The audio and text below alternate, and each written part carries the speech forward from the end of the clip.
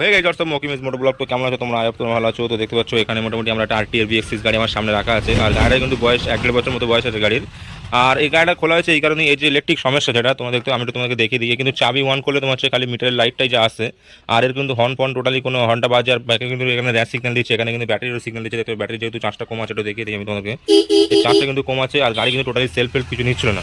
তো মোটামুটি এর প্রবলেমটা আমরা আর কি প্রবলেম সর্ট আউট অলরেডি করে নিয়েছি। তো ভাবলাম তোমাদেরকে একটু দেখিয়ে দিই। তোমাদের কাছে যদি আরটিআর BX6 গাড়ি থেকে থাকে, তো মোটামুটি এই সিচুয়েশনে তোমরা কী করবে সেটা আমি তোমাকে দেখিয়ে দেবো। আর এর কিন্তু ইলেকট্রিক কাজ করতে গেলে কিন্তু খুবই সমস্যা, একটা খুবই আর কি, এই গাড়ি যেহেতু নতুন গাড়ি এখন বার হয়েছে। আর এর কিন্তু এখানে সিডিআইটা একটু দেখে দিই। আগের সিডিআইতে কিন্তু টোটালি তোমার 6টা মতো তার থাকতো, 6 থেকে 7টা। আর এখন এর মধ্যে কিন্তু ওয়্যার দেখতে প্রচণ্ড পরিমাণ ওয়্যার আছে এখানে তার।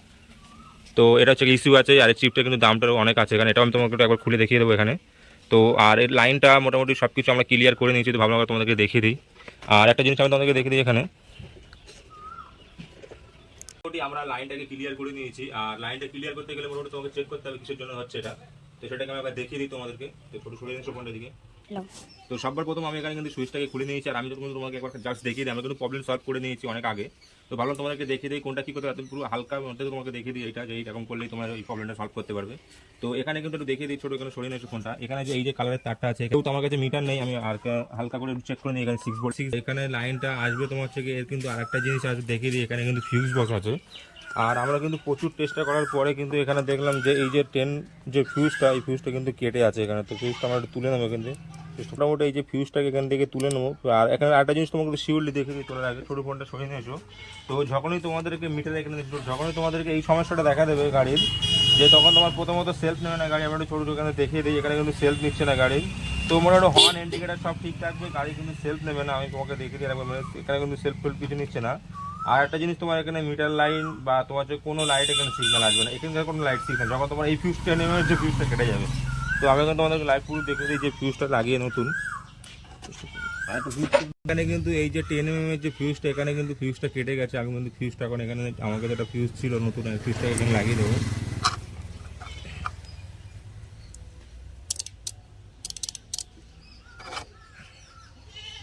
তো ফিউজটা কিন্তু লাগানোর সঙ্গে সঙ্গে এখানে কিন্তু কাট আউটে লাইন চলে আসবে। তো তো আই হোপ তোমরা আবার মোটামুটি বুঝতে পারছো। আর এখন কিন্তু তোমার হচ্ছে দেখিয়ে দিই, এখানে কিন্তু লাইন টাইন কিছু সব কিছু এখন ক্লিয়ার চলে এসেছে।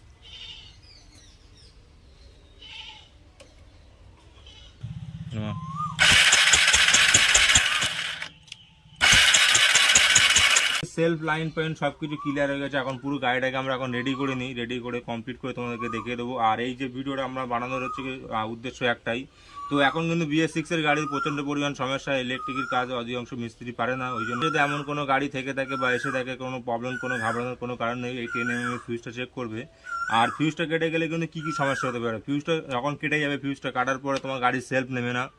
আর সেলফ নেবে না গাড়ি, টোটাল হচ্ছে সেলফ নেবে না, মোটর চলবে না। এই দুটো জিনিসের সমস্যা হবে। তো এই জিনিসের যদি সমস্যা ডাইরেক্টলি তোমরা কোনো ঘাবড়ানোর কোনো কারণ নেই। আর ফিউজটা কোথায় থাকবে সেটা আমি একবার তোমাদেরকে দেখিয়ে দিই।